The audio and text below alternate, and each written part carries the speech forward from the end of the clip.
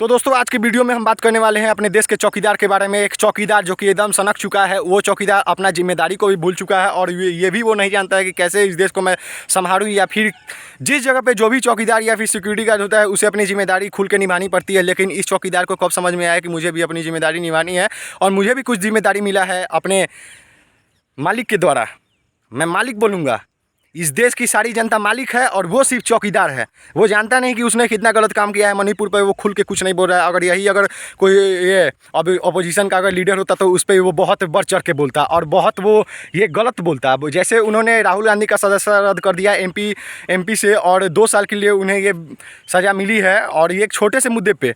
लेकिन मणिपुर के मुद्दे पर इन्हें कुछ नहीं होना चाहिए, ठीक है। इन्हें कुछ नहीं होना चाहिए और ना ही इन पर ये आना चाहिए, नहीं इन्हें ये पीएम से हटना चाहिए और ना ही इन्हें रिजाइन देना चाहिए। ये मतलब कुछ गलत नहीं करते हैं, जितने अपोजिशन पार्टी के हैं वो सब गलत कर रहे हैं। अरे भाई, तू ही था जो बहुत कुछ कर चुका है, ठीक है। खुले मन से तूने बहुत कुछ किया है, ठीक है। और हाँ, मैं तेरे लिए बता दूँ, जो तेरे फॉलोअर्स होते हैं तू उनका भी नहीं है यार, तू उनका भी नहीं है। तू अपने पार्टी का क्या होगा, इस देश का क्या होगा जब तू अपने फॉलोअर्स का नहीं है।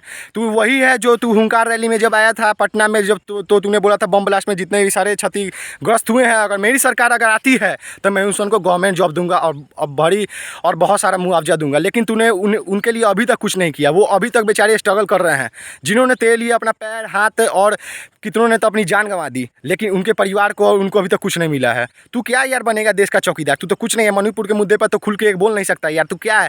तू मनमोहन सिंह को बोलता था कि वो कुछ नहीं बोलते हैं, वो चुपचाप रहते हैं, वो तो बात उनकी दबे रहती है। यार तेरे पार्टी के लीडर्स तो तुझे दबा के रखते हैं यार, तू क्या बोलेगा? और तुझे ऐसे तो तू बहुत चिक के बोलता है, लेकिन एक बार तू संसद में आके मणिपुर के मुद्दे पर कुछ बोल नहीं सकता यार। तू देश का मुखिया है, तेरे को तो सबसे पहले बोलना पड़ेगा।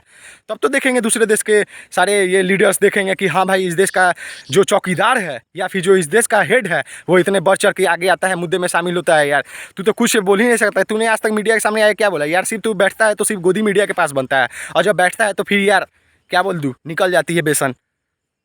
हाँ ठीक है, तू जब गोदी मीडिया के पास बैठता है तो वो सिर्फ तुझसे यही पूछ सकते हैं कि आप आम खाते हैं तो आम कैसे खाते हैं, पर्स रखते हैं कि नहीं रखते हैं। ये पूछना चाहिए कि ये पूछना चाहिए आप देश के अर्थव्यवस्था को संभालने के लिए आप क्या कर सकते हैं और आप क्या कर रहे हैं, ये सब पूछना चाहिए। और क्या नहीं कर रहे हैं मणिपुर के मुद्दे पर, आप क्या बोलें, कुछ बोलें।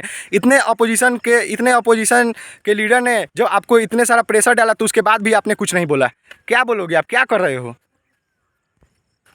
आपसे सिर्फ यही हो सकता है कि आप सिर्फ यही बोल सकते हैं, भाई और बहनों, बस यही आप बोल सकते हो। उससे ज़्यादा आप कुछ नहीं बोल सकते क्योंकि आपको आता ही नहीं है यार, ठीक है। आप सिर्फ जुमला दे सकते हो कि मैं ऐसे करूँगा। 5 साल में आपने बोला कि मैं 5 साल में IIT दे दिया, एम्स दे दिया, क्या दिया? शिक्षा मंत्री ने आपके बारे में ये सवाल तो उठा दिया कि कुछ नहीं बना है पिछले 5 सालों में, नहीं IIT नहीं IIMs। हॉस्पिटल की हालत नहीं सुधर रही है, देश का रोड नहीं बन रहा है। मैं जिस रोड पे खड़ा हूँ ये देख सकते हैं, ये NH है, मैं ये 4 लाइन देख सकते हैं। पिछले 10 सालों से ये बन रहा है, पिछले 10 सालों से।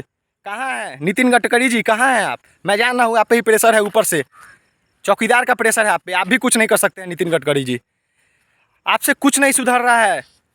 चौकीदार साहब, आपसे कुछ नहीं सुधर रहा है। आप या तो उस जगह से हट जाओ। लोकसभा के चुनाव में आपको तो खड़ा ही नहीं होना चाहिए, जितना आपको शर्म होनी चाहिए इतनी कि जैसे मणिपुर में जितने वॉयलेंस हो रही थी आप उसे दबा के चल रहे थे, और आप यहाँ पे नाच गाने कर रहे हैं और इलेक्शन लड़ रहे हैं। रोज़ यहाँ पेपर में आ रहा था। जब इतना इंटरनेशनल मुद्दा जब बन गया तब उसके बाद आपके पार्टी के जो लीडर्स हैं, तमाम बड़े बड़े लीडर्स हैं, वो सब आके आपकी सफाई दे रहे हैं। लेकिन आप कहाँ हैं? इतने बोलने के बाद भी आपके बारे में तो संसद भवन में कितने ये पास हो गए आपको हटाने के लिए, उसके बाद भी आपको शर्म नहीं है। क्या होनी चाहिए? कुछ तो शर्म करो। स्टूडेंट्स के बारे में तो आप कुछ सोच नहीं रहे हो, लेकिन यार इस देश के बारे में तो कम से कम सोचो, ठीक है। चलिए दोस्तों, धन्यवाद। मैं इतना ही बोलना चाहूँगा। मैं जितना बोलूँगा उतना कम है, मेरे लिए बहुत बोलने को बहुत शब्द है, लेकिन ये वीडियो लंबा बन जाएगा तो मैं अगले वीडियो में इसे जारी रखूँगा। तब तक के लिए धन्यवाद दोस्तों। अगले वीडियो में फिर मुलाकात होगी। मेरे चैनल को सब्सक्राइब जरूर करें। धन्यवाद।